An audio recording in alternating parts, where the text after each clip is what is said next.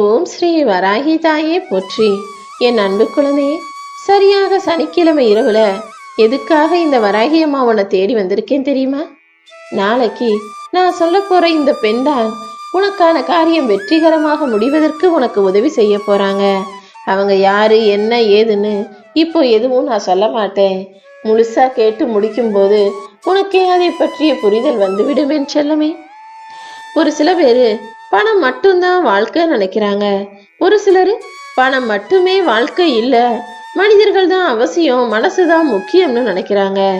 ஆனா ஒரு சிலருக்கு கோடி கோடியா பணம் இருந்தும் கூட நிம்மதியாக வாழ முடியலையேன்னு யோசிக்கிறாங்க. இப்படி மனம் பணம் குணம்னு என்ன இருந்தாலும் வாழ்க்கை அவங்களுக்கு முழுவதுமாக முடிஞ்சிடாது. ஏதோ ஒரு காரணத்துக்காக எல்லாரும் ஏதோ ஒரு எதிர்பார்ப்போடும் ஏக்கத்தோடும் வாழ வேண்டிய கட்டாயத்தை தானே இந்த வாழ்க்கை உனக்கு அமைச்சு கொடுத்துருக்கு. கவலைப்படாத. இப்போ நீ என்ன நடக்கணும்னு ஆசைப்பட்டு நடக்காம தள்ளிக்கிட்டும் தாமதம் ஆயிக்கிட்டும் இருக்கோ, அதை உனக்காக நீ ஆசைப்பட்டபடியே நடத்தி கொடுப்பதற்காக தான் இந்த வராகி அம்மா உன்கிட்ட பேச வந்தேன்.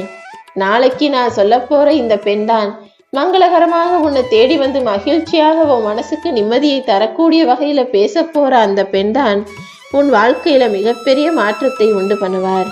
அது கூட உனக்கு காலம் போக போகத்தான் தெரிய வரும். இந்த உலகத்துல எல்லா மனிதர்களும் ஒரு சில விஷயங்கள்ல தவறு செய்யதான் செய்யறாங்க.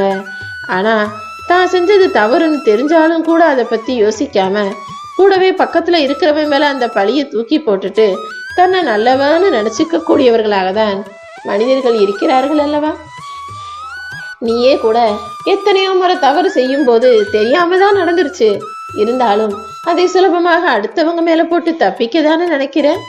குறுக்கு வழியில போய் வெற்றி அடைஞ்சிடலான்னு நிறைய பேர் முயற்சி செஞ்சாலும் விதி அப்படி சுலபமாக விட்டு விடாது.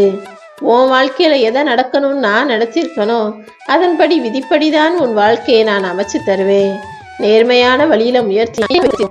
உன் மேல தவறு இருக்கு, நீ தெரிஞ்சோ தெரியாமலோ அறிஞ்சோ அறியாமலோ தப்பு செஞ்சிட்டினா அதை ஏற்றுக்கொள்ளவும் மாற்றிக்கொள்ளவும் தயாராக இரு. உன் பிரச்சனைகளை அடுத்தவங்க கிட்ட சொல்றதுக்கு ஒருபோதும் யோசிக்காதே. சொல்லாமலே இருப்பதுதான் உனக்கு நல்லது. ஏன்னா உன்கிட்ட கவலைப்படாதுன்னு ஆறுதல் சொல்வது போல சொல்லிட்டு அடுத்தவங்க கிட்ட போய் உன்னுடைய பிரச்சனையையும் கவலையையும் பத்தி பேசி சிரிச்சு சந்தோஷமாக கொண்டாடக்கூடிய மனிதர்கள் தான் உன்னை சுத்தி இருக்காங்க. அதனாலதான் எப்பவுமே உன் கஷ்டத்தை அடுத்தவங்க கிட்ட சொல்லாதுன்னு சொல்றேன். எந்த மனிதர் அடுத்தவன் சந்தோஷமா இருக்கிறத பார்த்து பொறாமப்படுறானோ அவனே மன நிம்மதியையும் மன மகிழ்ச்சியையும் இழந்து போவான். ஏன்னா அடுத்தவன் நல்லா இருக்கான்,